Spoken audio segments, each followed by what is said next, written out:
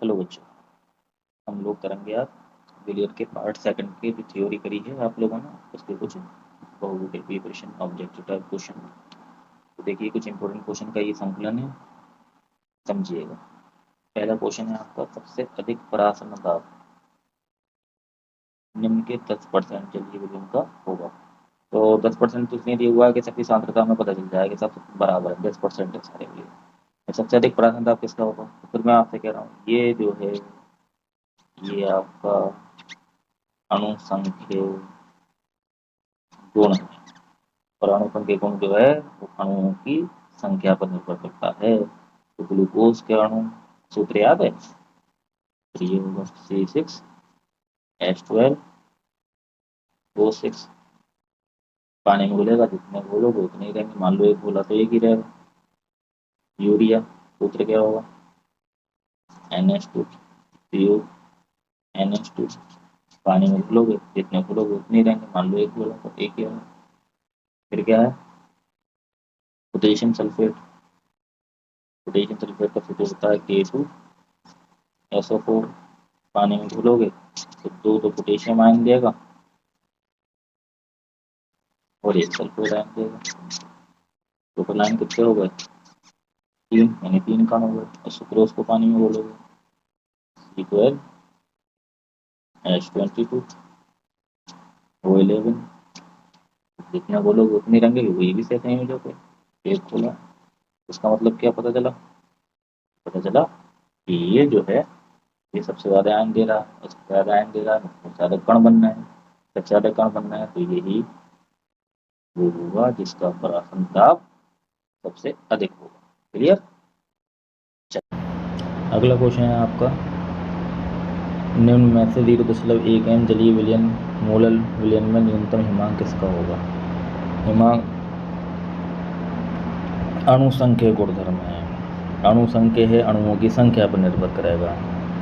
कोई भी वस्तु होती है अगर उसका अंदर पानी है तो पानी का जो हिमांक होता है वो शुद्ध पानी का 0 डिग्री सेंटीग्रेड होता है। अगर आपने उसके अंदर कोई दूसरा विलय डाल दिया तो जैसे जैसे विलय डालोगे क्वथनांक जो वो हिमांक जो होगा वो घटना शुरू हो जाएगा, कम ताप पर जमने लगेगा। तो ऐसे में अगर आप लोग देखें तो एल्युमिनियम सल्फेट सूत्र, सब में इन सवालों को करने का सिर्फ एक ही तरीका है, आपको इनके जो भी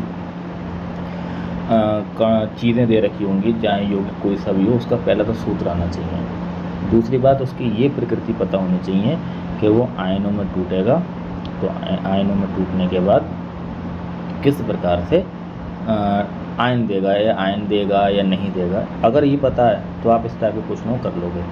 याद रखना, न्यूनतम हिमांक मैंने बता दिया, जितने जितने ज़्यादा कण होते जाएंगे वैसे वैसे हिमांक घटता जाएगा। तो कणों की संख्या जितनी अधिक होगी हिमांक उतना ही कम होगा। सवाल उल्टा भी कर सकता है, किसका हिमांक अधिकतम होगा? तो जितने कम कण होंगे उतना ही हिमांक अधिक होगा। दोनों तरीके से पूछा जा सकता है ये सवाल। देखें अब पहला एल्युमिनियम सल्फेट, तो अगर इसका सूत्र होता है Al2SO4 का होल थ्राइस, कितने देगा? तो 2 तो एल्युमिनियम दे रहा है, 3 प्लस और प्लस दे रहा है 3 सल्फेट दे रहा है। कितने आयन हो गए? 5। सॉरी यहाँ नहीं लिखना है,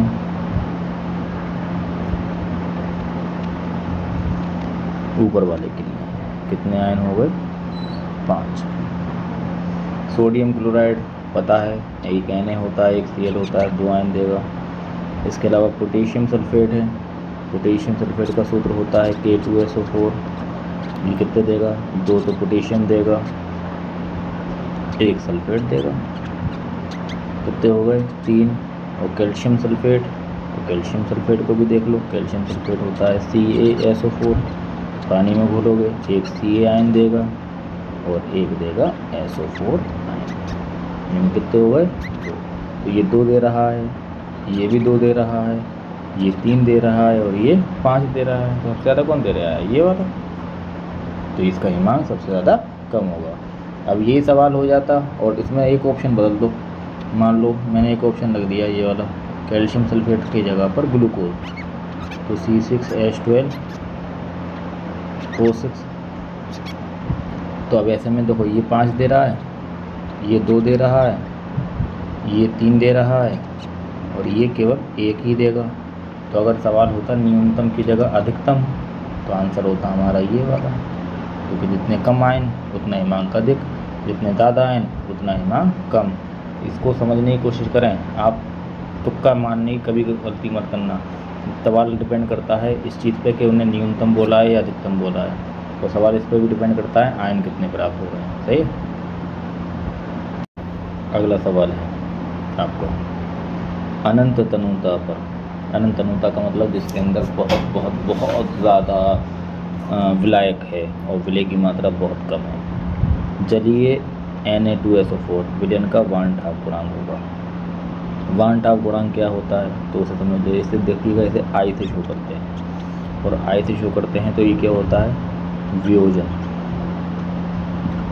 वियोजन के बाद कण या कणों की संख्या और नीचे आएगा वियोजन से पहले कण, यानी वियोजन से पहले कणों की संख्या। सही है। तो देखो Na2SO4 को बोलते हैं, तो Na2SO4 जो है वियोजन करोगे आप इसका Na2SO4 का तो क्या हो रहा है, तो वियोजन करने पर एक Na2SO4 पानी में घुलता है, 2 Na आयन देता है और 1 देता है सल्फेट आयन। तो टोटल आयनों की संख्या कितनी हो गई 3। तो हमारे पास सूत्र क्या था, I बराबर वियोजन के बाद कणों की संख्या तो 3 आ रही है, वियोजन से पहले कणों की संख्या तो वियोजन से पहले तो 1 है। तो आंसर कितना आ गया 3।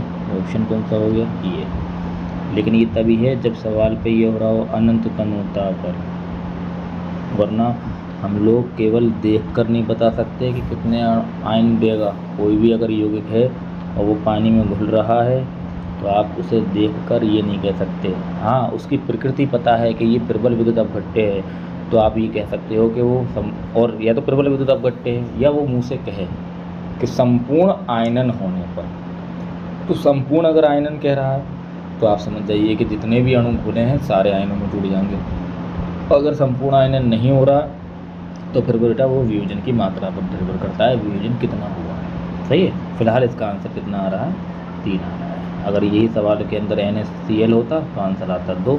यही सवाल के अंदर अगर ये टूट रहा है और कम यानी कि 10 अणु घोले और 10 में से 5 टूट गए और 5 रह गए तो उस पीरियड में ये 2 व 3 के बीच में जो भी आंसर आता वो आंसर उसका आंसर सही होता। क्लियर।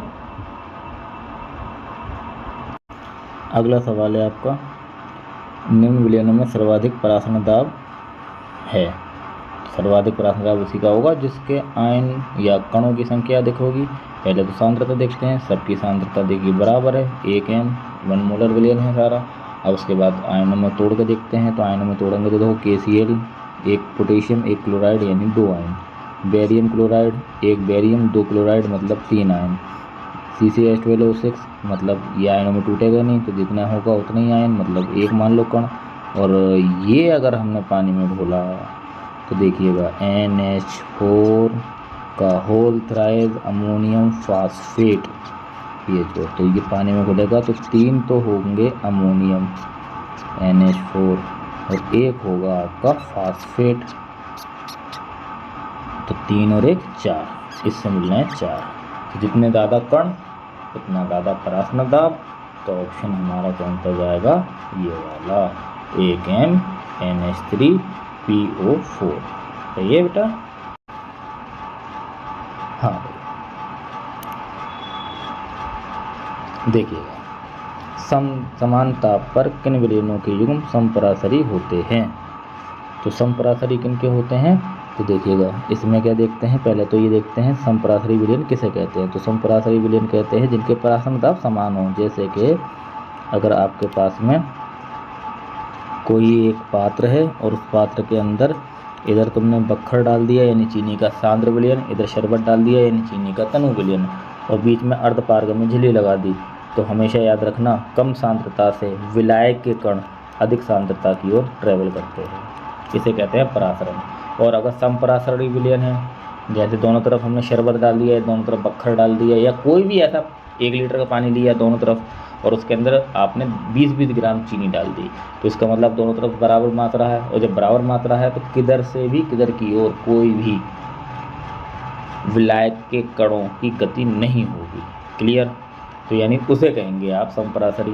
तो इसमें देखने के लिए सबसे पहले क्या देखोगे, तो सबसे पहले तो हमें ये देखना पड़ेगा कि दोनों तरफ सांद्रता समान है। देखो, सांद्रता समान, सांद्रता समान, सांद्रता समान, सांद्रता समान। अब क्या देखना है, अब देखना है हम लोगों को कणों की संख्या। तो ये दे रहा है आपको 2 कण, ये दे रहा है आपको 3 कण, Na2SO4 3 कण देगा। ये आपको दे रहा है 1 कण, ये आपको दे रहा है 3 कण, ये भी अलग अलग है। ये आपको दे रहा है 1 कण, ये आपको दे रहा है 2 कण, ये भी अलग अलग है।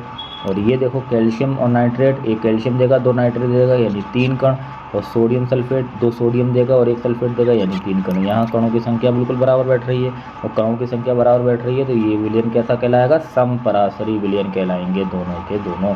तो ऑप्शन हमारा कौन सा सही देगा, ये वाला। क्लियर? सवाल देखें अगला, निम्न में से किस 0.1 m जलीय विलयन का हिमांक न्यूनतम होगा। तो न्यूनतम का मतलब वही है कि जिसका अंदर सबसे ज़्यादा कणों की संख्या होगी विलय के, उसका हिमांक सबसे ज़्यादा कम होगा। तो अगर हम देखें सोडियम क्लोराइड, सूत्र याद होना चाहिए, तो इससे मिलेंगे 2 कण। यूरिया आयनों में नहीं टूटेगा, इससे 1 कण। ग्लूकोज आपका आयनों में नहीं टूटेगा, इससे भी 1 कण। और पोटेशियम सल्फेट आयनों में टूट जाएगा, तो इससे मिलेंगे 3 कण, क्योंकि पोटेशियम सल्फेट का सूत्र क्या होता है, K2SO4। तो ये 3 कण देगा, तो इसका मतलब जितनी कणों की संख्या ज़्यादा उतना हिमांक कम।